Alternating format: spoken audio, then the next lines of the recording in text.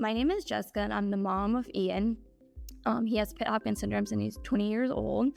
He was one of the first diagnosed in the world in 2007 at just 2 years old. And we knew something was off, pretty early on. He had gastrointestinal issues and started having seizures as a baby. He had brain surgery at just 13 months old for hydrocephalus and has had global delays from the get-go. At this point, at 20 years old, he still requires 24/7 full care to take care of all of his needs, his hygiene, to feed him, bathe him, all those things. I would say the most challenging part about Pitt-Hopkins syndrome for us, for Ian, and for our family as a whole is that Ian is not able to speak, which, as you can imagine, over 20 years, every time he's in pain or struggling and he can't tell us why or what's hurting, has been really hard. At 10 years old, we did get introduced to something called augmentative alternative communication, which for short is AAC. You might have heard of that. And he now uses a letter board to spell, which is pretty incredible and has opened up a lot for him. He's super smart. We didn't know everything that he knew until he was 10. And in the last 10 years, he's just gotten better and better at it. Last year, he graduated from high school with honors. So we're super thankful that he has that way to communicate with us. Ian has 2 younger brothers. Caden is 15 and Braxton is 10. He loves them very much, but he is just like any older brother. He likes to tease them too. They have a pretty special bond between the 3 of them. And when I think about Pitt-Hopkins and how it's affected our family, and that it hasn't just affected Ian, it's been really hard on the rest of our family too. With them being younger, they don't know anything different, but it's been 20 years.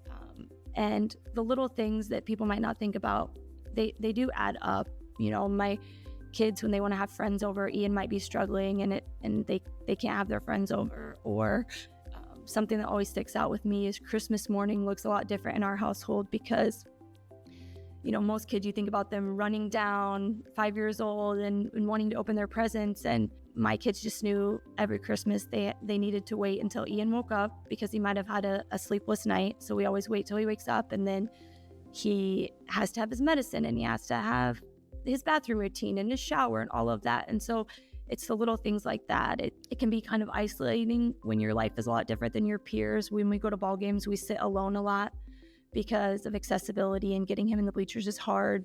So it's all those things that people maybe don't think about and how it affects our everyday, and just the weight of being forever caregivers for all of us is a lot.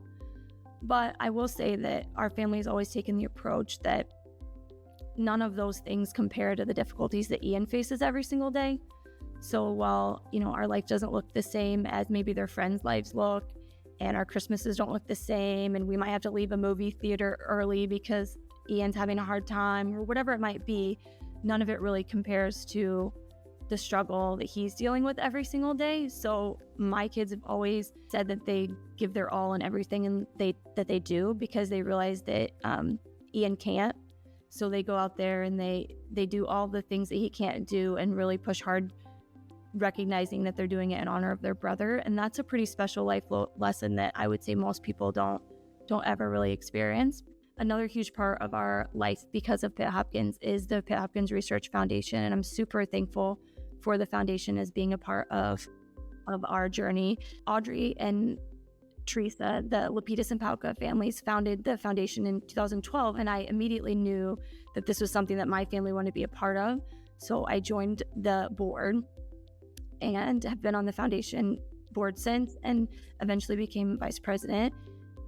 Together with Audrey, Teresa, their families, and other Hopkins parents and family members, we've spent the last 12 years funding research to help our kids. And I'm so proud to be a part of 3 successful clinical trials that have happened, and 2 more that are in the works right now. I remember early on in the foundation having a conversation with Audrey, just one of those like late night, real conversations, that we were fighting for gene therapy and the science, we're working on how is this science going to work? And is this, as it's a dream, is it a dream that we're fighting for the next generation, or are our kids, Calvin and Ian, actually going to benefit from this? And we weren't sure.